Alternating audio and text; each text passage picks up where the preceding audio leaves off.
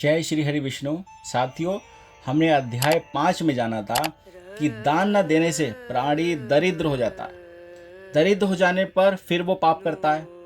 पाप के प्रभाव से कर्म में जाता है और नरक से लौटकर पुनः दरिद्र और पुनः पापी होता है। प्राणी के द्वारा किए गए शुभ और अशुभ कर्मों का फल उसे अवश्य ही भोगना पड़ता है, क्योंकि सैकड़ों कल्पों के बीत जाने पर भी बिना भोग के कर्म फल नाश नहीं होता। साथियों, अब जानेंगे हम अध्याय 6, जिसमें जीव की गर्भ व्यवस्था का दुख यानी गर्भ में पूर्व जन्मों की जानकारी। गरुड़ जी ने कहा, हे केशव, नरक से आया हुआ जीव माता के गर्भ में कैसे उत्पन्न होता है? वह गर्भवास आदि के दुख को किस प्रकार भोगता, वह सब भी मुझे बताइए। भगवान विष्णु ने कहा, स्त्री और पुरुष के संयोग से वीर्य और रज के स्तर हो जाने पर जैसे मनुष्य की उत्पत्ति होती है, उसे मैं तुम्हें कहूंगा। ऋतुकाल में आरंभ के 3 दिनों तक इंद्र को लगी ब्रह्म हत्या का चतुर्दश रजस्वाला स्त्रियों में रहता है। उस ऋतुकाल के मध्य में किए गए गर्भाधान के फलस्वरूप पापी आत्माओं के देह की उत्पत्ति होती है। रजस्वाला स्त्री प्रथम दिन चांडालनी, दूसरे दिन ब्रह्माधातनी और तीसरे दिन रज की यानी धोबिन कहलाती है। तदनुसार उनमें स्पर्श दोष रहता। नरक से आए हुए प्राणियों की ये ही 3 माताएं होती हैं। देव की प्रेरणा से कर्मानुरोगी शरीर प्राप्त करने के लिए प्राणी पुरुष के वीर्य कर्ण का आश्रय लेकर स्त्री के उदर में प्रविष्ट होता है।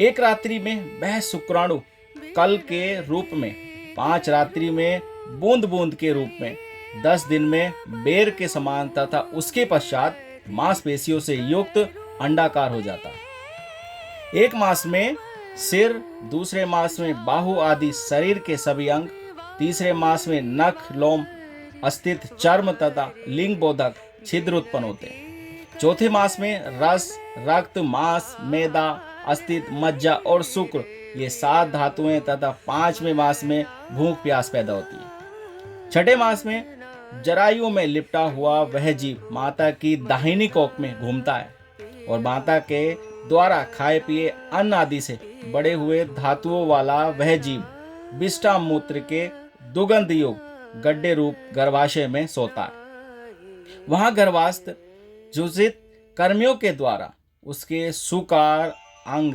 प्रतिक्षण बार बार काटे जाते हैं, जिससे अत्यधिक क्लेश होने के कारण वह जीव मूर्छित हो जाता है।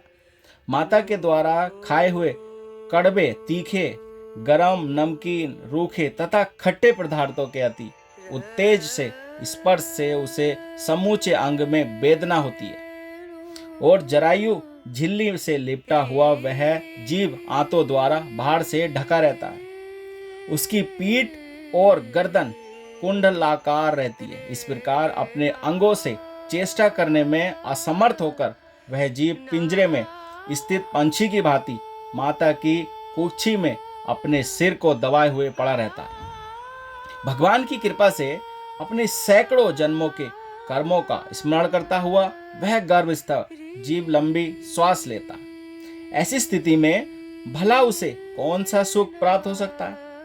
मांस, मज्जा आदि 7 धातुओं के आवरण में आवृत वह ऋषि कल्प जीव भयभीत होकर हाथ जोड़कर विकल वाणी से उन भगवान की स्तुति करता है जिन्होंने उसको माता के उदर में डाला है। 7वें महीने के आरंभ से ही वह सभी जन्मों के कर्मों का ज्ञान हो जाने पर भी गर्भस्थ प्रसूति वायु के द्वारा चलित होकर वह विष्ठाट में उत्पन्न सहोदर उसे पेट में उत्पन्न अन्य कीड़ों की भांति एक स्थान पर ठहर नहीं पाता। जीवों के प्रति वात्सल्य रखने वाले भगवान विष्णु की शरण में जाता है। हे नाथ, आपकी माया से मोहित होकर मैं देह में अहबाब तथा पुत्र और पत्नी आदि के ममता तत्व भाव के अभिमान से जन्म मरण के चक्कर में फंसा हूँ। मैंने अपने परिजनों के उद्देश्य से शुभ और अशुभ कर्म किए, किंतु अब मैं उन कर्मों के कारण अकेला जल रहा हूँ। उन कर्मों के फल भोगने वाले पुत्र कल आदि अलग हो गए हैं। यदि इस गर्भ से निकलकर मैं बाहर जाऊं तो फिर आपके चरणों का स्मरण करूंगा और ऐसा उपाय करूंगा जिससे मुक्ति प्राप्त कर लूं। विष्ठा और मूत्र के कुएं में गिरा हुआ तथा जर अग्नि से जलता हुआ वह यहाँ से बाहर निकलने की इच्छा करता है। मैं कब बाहर निकल पाऊं? जब दीन दयालु परमात्मा ने मुझे इस प्रकार विशेष ज्ञान दिया, मैं उन्हीं की शरण ग्रहण करता हूं, जिससे मुझे पुनः संसार के चक्कर में ना आना पड़े, अथवा मैं माता के गर्भगृह से कभी बाहर ही नहीं जाने की इच्छा करूंगा, क्योंकि बाहर जाने पर पाप कर्मों से पुनः मेरी दुर्गति हो जाएगी। इसलिए यहाँ बहुत दुख की स्थिति में रहकर भी मैं देख रहित होकर अपने चरणों का आश्रय लेकर संसार से अपना उद्धार कर लूंगा। श्री भगवान बोले, इस प्रकार की बुद्धि वाले एवं स्तुति करने वाले 10 मास के ऋतुकल्प उस जीव को प्रसूति वायु प्रसव के लिए तुरंत नीचे की ओर ढकेलता है।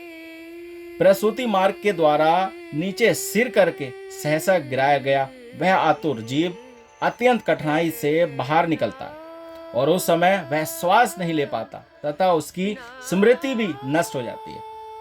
पृथ्वी पर विष्ठा और मूत्र के बीच गिरा हुआ वह जीव मल में उत्पन्न कीड़े की भांति चेष्टा करता है और विपरीत गति प्राप्त करके ज्ञान नष्ट हो जाने के कारण अत्यधिक रुदन करने लगता है। गर्भ में रगुण अवस्था में, शमशान भूमि में और तथा पुराण के पारायण या श्रवण के समय जैसी बुद्धि होती है, वह यदि स्थिर हो जाए तो कौन व्यक्ति सांसारिक बंधन से मुक्त नहीं हो सकता।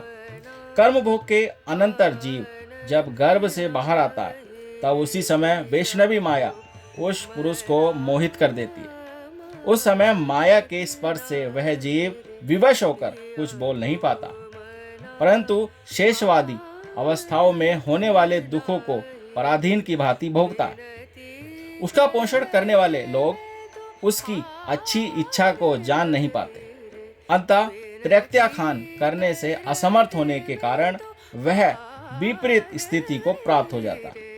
सदैव जीवों से दूषित तथा विष्ठा मूत्र से अपवित्र शैया पर सुलाए जाने के कारण अपने अंगों को खुजलाने में, आसन से उठने में तथा अन्य चेष्टाओं को करने में वह असमर्थ रहता है। जैसे एक कृमि दूसरे कृमि को काटता है, उसी प्रकार ज्ञान शून्य और रोते हुए उस शिशु की कोमल त्वचा को डांस, मच्छर तथा खटमल आदि जंतु व्यथित करते हैं। इस प्रकार सैया अवस्था का दुख भोगकर वह पोगडाल अवस्था में भी दुख ही भोगता है।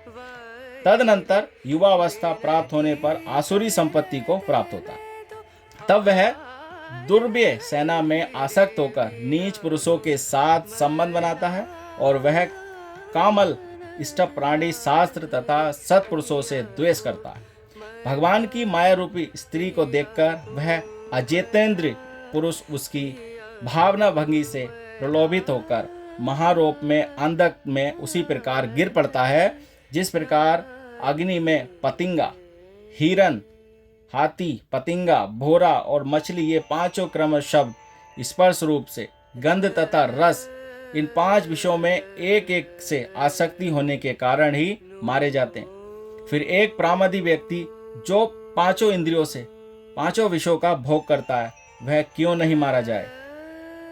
अभीष्ट वस्तुओं की अप्राप्ति की स्थिति में अज्ञान के कारण ही क्रोध हो जाता है और शोक को प्राप्त व्यक्ति देह के साथ ही बढ़ने वाले अभिमान तथा क्रोध के कारण वह कामी व्यक्ति स्वयं अपने नाश हेतु दूसरे कामी से शत्रुता का मौन कर लेता है। इस प्रकार अधिक बलशाली अन्य कामी काजी जनों के द्वारा वह वैसे ही मारा जाता है जैसे किसी बलवान हाथी से दूसरे हाथी। इस प्रकार जो मूर्ख अत्यंत दुर्लभ मानव जीवन को विषय शक्ति के कारण व्यर्थ में नष्ट कर लेता है, उससे बढ़कर पापी और कौन होगा। सैकड़ों योनियों को पार करके पृथ्वी पर दुर्लभ मानव योनि प्राप्त होती है। मानव शरीर प्राप्त होने पर भी द्रव्य प्राप्ति उससे भी अधिक दुर्लभ है। अति दुर्लभ द्रजत्व को प्राप्त कर जो व्यक्ति द्रजत्व की रक्षा के लिए अपेक्षित धर्म कर्म अनुष्ठान नहीं करता, केवल इंद्रियों की तृप्ति ही प्रयत्नशील रहता है, उसके हाथ में आया हुआ अमृत स्वरूप वह अवसर उसके प्रमाद से नष्ट हो जाता है। इसके बाद वृद्ध अवस्था को प्राप्त करके महान व्यवधियों से व्याकुल होकर मृत्यु को प्राप्त करके वह पूर्ववत महान दुखपूर्ण नरक में जाता है। इस प्रकार जन्म मरण के हेतु भूत कर्म पाशों से बंधे हुए वे पापी मेरी माया से विमोहित होकर कभी भी वैराग्य को प्राप्त नहीं करते। हे गरुण, इस प्रकार मैंने तुम्हें अंतरिष्ट कर्म से हीन पापियों की नरक गति बताई। अब आगे और क्या सुनना चाहते हैं? तो दोस्तों, ये था अध्याय 6। इस अध्याय से हमने क्या जाना? वीडियो पसंद आई हो तो लाइक करें और चैनल को सब्सक्राइब करें। चलिए मिलते हैं अध्याय 7 में, और तब तक अपना ख्याल रखिए, सुरक्षित रहिए। जय श्री हरि विष्णु।